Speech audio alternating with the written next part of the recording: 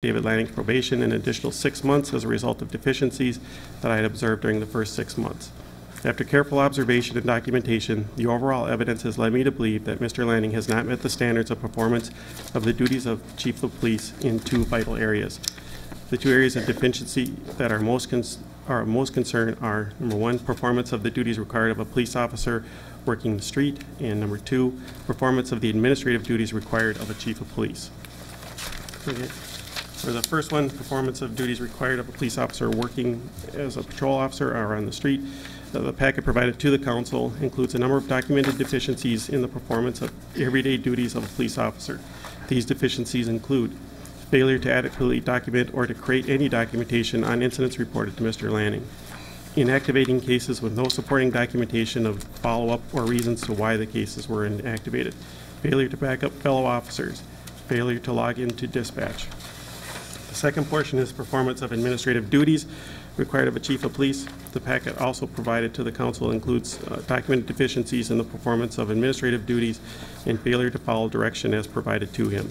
The deficiencies include applying for grants without council authorization, failure to follow proper procedure for providing invoice to granting agencies, and not providing information for billing events for police presence. Event application clearly states the number of officers they are required and are responsible for reimbursing to the city. So in conclusion, based on my observation of police and administrative duties and the documented incidents provided to the council, I have no choice but to recommend to the council that David Lanning not be moved to permanent status and that his employment with the city be terminated. That is staff report, Mr. Mayor. Thank you, Mr. Murphy. Mr. Lanning and I'm sorry, I forgot your name. Okay. Anthony Spector. Anthony Spector. We will grant Mr. Lanning the opportunity to speak.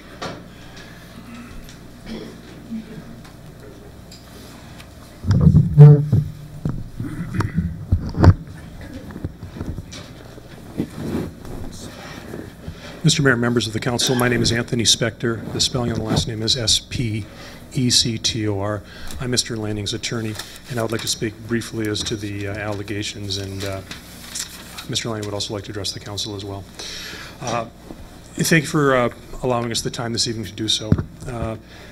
Mr. Lanning received a correspondence on December 2nd, and that correspondence actually was dated December 7th from Mr. Murphy, providing a background, noting some deficiencies, and then making this recommendation. It is our position that Mr. Murphy has a duty and a responsibility for a fair and objective evaluation of Mr. Lanning's performance. We do not believe that has occurred. In fact, the evidence that is cited to support Mr. Murphy's recommendation as contained in the binder does not support those allegations whatsoever, does not support it at all. And we'd like to go through each and every one of these points, and I would ask the members of the council if they could retrieve their binders and I could... Hold on a second, Mr. Spector. If you're planning on, you have Mr. Lanning's permission to go through each and every one of the the documentation in this book. Yes, I do.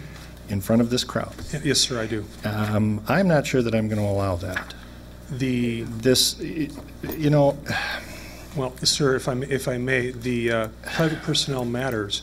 It is the employee who controls the privilege. Okay, well, if that's the case, then Mr. Lanning should be controlling this. And Mr. Lanning has directed me as his lawyer, sir, to address these matters, and we are prepared to do so. Okay, I'm going to ask Mr. Lefevre if this is in order. It's his private personnel data, so if he wants to talk about them, I think he has that opportunity. Okay, thank you, Mr. Lefevre. Okay, go ahead, Mr. Spector. Thank you, sir.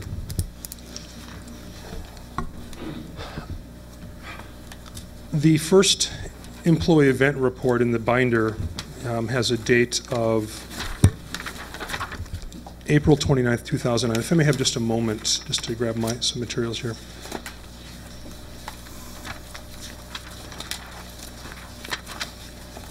Okay. First, I'd like to note that when we arrived today, we received an additional packet of information contained in an envelope from Mr. Lefevre, and admittedly, we did not have very much time to prepare a response to that. So we'll do the best that we can with the new information. That was not contained in the binder. That was actually presented to us today. With that being said, sir, The discussions regarding logging in and ICR. ICR can stand for a number of, that acronym or those initials can mean a number of things. Initial complaint report is one term, and it's something that's either issued by the dispatcher or the police department. It dates on the employee event report 4/29/2009. Discussion regarding logging in and ICR, see attachment. It reads date discussed with employee, and that's blank. What's interesting to note is that the software for which this document was generated was not obtained by the city until well after that date. So while there may have been some discussions, it wasn't regarding that specific form. With regard to the ICR statement, that was added at a later time and without Chief Lanning's knowledge. On the next page, it reads April 29th, 2009, written documentation of discussion between Chief David Lanning and City Administrator David Murphy on April 29th. In that, it talks about Chief Lanning's logging in and that beginning to log in, but nowhere in that document does it refer to initial complaint reports or incident complaint reports, ICRs. On May 14th, as the next page, it talks about goal discussions. It reads, discussed with Chief Lanning what needs to be done to improve his performance. See attachment. Date discussed with employee 5/14/2009. Again, the software that generated this form had not been adopted by the city yet, but nevertheless, the next page actually has a memo, and it talks about professionalism, increasing the professionalism to the greatest degree possible, lead by example, exemplify to officers and the public the professionalism expected to all officers, community policing, higher visibility with the public, continue to promote cooperation with police and public by frequent contact with citizens, continue the interaction with citizens during community events, i.e. barbecue days. So this document acknowledges that Mr. Lanning is promoting cooperation with the police and the public, and he's doing those interactions with the citizens during community events. It's asking him to continue to do that. And then involvement. Improve response time to calls, must improve on maintaining contact with dispatch, and to be available for calls when necessary. It's my understanding that that had been addressed and that wasn't a future issue.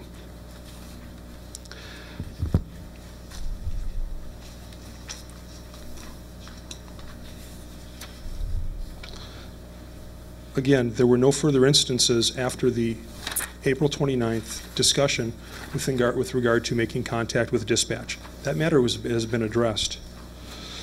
Now on 6/10, there's another document, a probation extension. Extended Chief Lanning's probationary period an additional 6 months. The date discussed with